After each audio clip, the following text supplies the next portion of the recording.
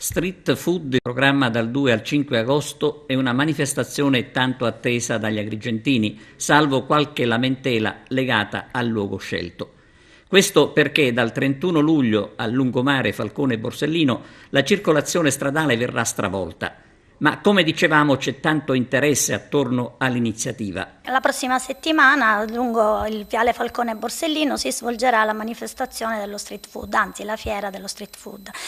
In tale occasione verrà modificata la viabilità.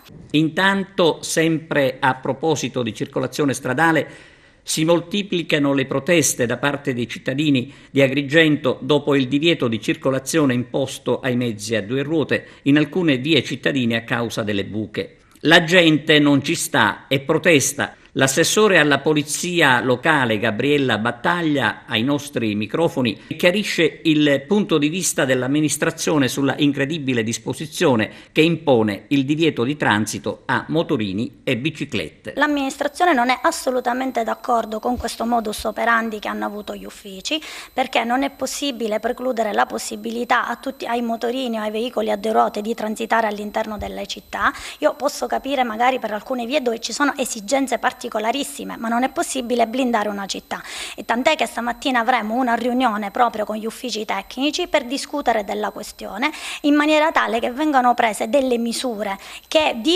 siano di accortezza per i veicoli a due ruote, ma che non ne impediscano il transito.